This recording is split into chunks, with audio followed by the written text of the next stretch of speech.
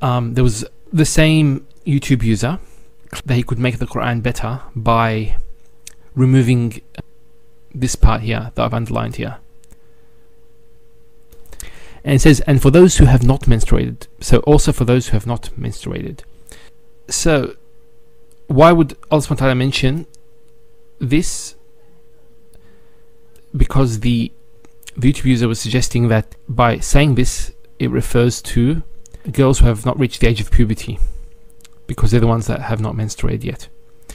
However, we know that there are conditions with women where the menstrual cycle can stop for longer than 3 months. There's actually a condition called with this name. I can't pronounce it, but you can look it up. And this condition has been around. It's mentioned in the books of Islamic law. So it's not something that's new. It's always existed. So yeah, I think that should be sufficient to answer the criticism. Learn Quranic Arabic said that the latter part of this verse applies to women who have not gone through their menopause, but their periods have stopped for some other reason, such as amenorrhea.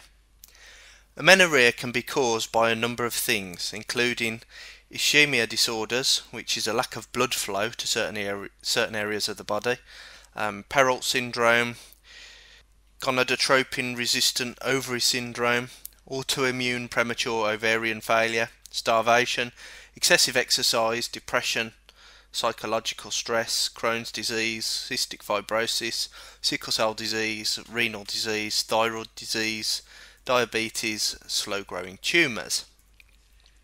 So, there are a number of cases where a woman can cease to have periods early in life. Her menstrual cycles may or may not resume later on. In cases where they do not resume, this is called premature menopause. In many cases, women would have stopped having periods and there would be no way to know whether it was temporary, amenorrhea, or permanent, premature menopause. The reason for this verse was to delay a divorce until after it had been established the wife is not pregnant. If she were to have sex with a new husband too soon after having sex with a previous husband, it might lead to complications determining paternity.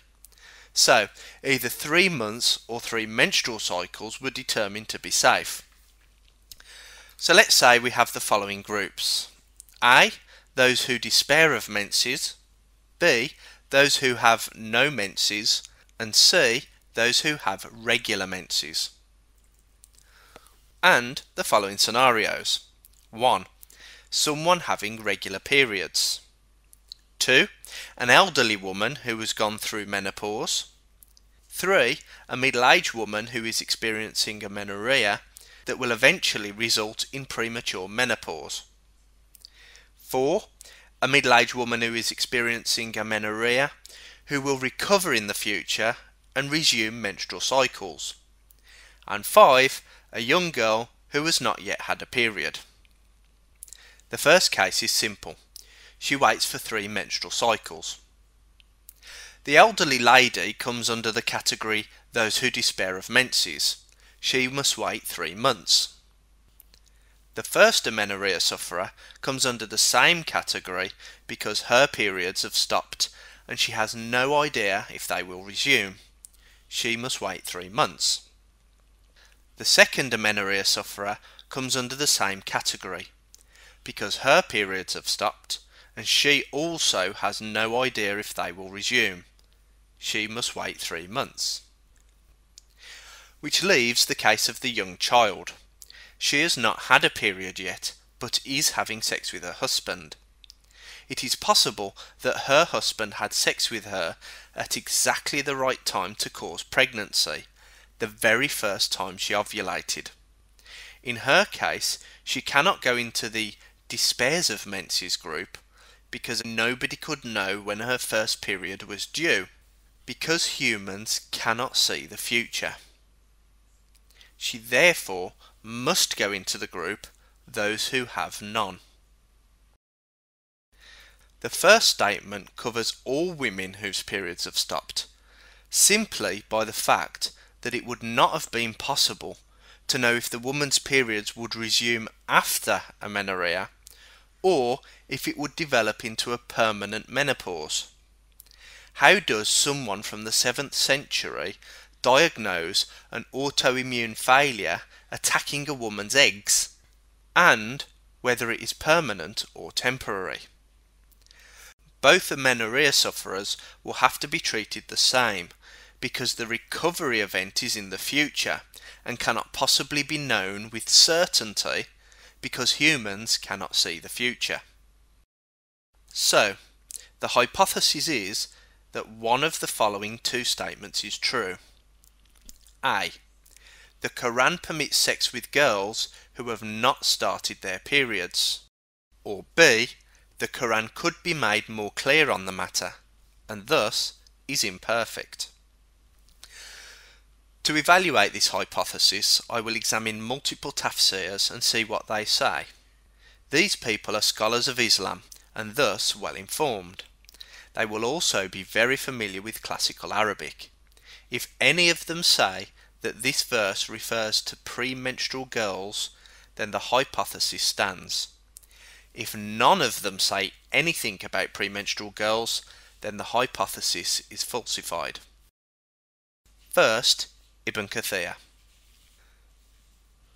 The conclusion by Ibn Kathir is that this refers to premenstrual girls. Not only is the meaning here derived from the Arabic, but there is also a hadith Ibn Kathir quotes which puts the verse into context. At the time of Muhammad, someone said there are still some women whose iddah has not been mentioned in the Quran. There are the young, the old whose menstruation is discontinued, and the pregnant. Later on, this ayah was revealed. Those in menopause among your women, for them the iddah is 3 months, and for those who have no courses. So you see here, Ibn Kathir concludes that this verse was revealed in order to address menopausal women, pregnant women, and premenstrual girls. And now on to Al-Jalalain. And as for those of your women who no longer expect to menstruate, if you have any doubts about their waiting period, their prescribed waiting period shall be 3 months. And also for those who have not yet menstruated, because of their young age, their period shall also be 3 months. Again, a confirmation that this verse is referring to girls too young to have had their first period. Now, Asab al-Nuzul by al-Wahidi. Those who are too young, such that they have not started menstruating yet, those who are too old, whose menstruation has stopped, and those who are pregnant. And so this verse was revealed. The young age is also mentioned by the following: Tanwir al-Mikbas from Tafsir ibn Abbas, Muhammad ibn al-Uthaymin, Abdul Allah Maududi. All of these Islamic scholars clearly take this verse to mean that sex with premenstrual girls is permissible. The hypothesis therefore stands. Either these verses in the Quran fail miserably to portray the correct ruling and so could be drastically improved, therefore showing that the Quran is imperfect, or sex with young premenstrual girls is permitted in Islam. So, in the past, when people thought it was okay to have sex with children, this verse was God's authority for them to marry prepubescent or premenstrual girls and have sex with them. But now as morality changes and we no longer think that's okay, suddenly the Quran doesn't say that at all. So, is the Quran guiding human morality, or is human morality guiding the meaning of the Quran?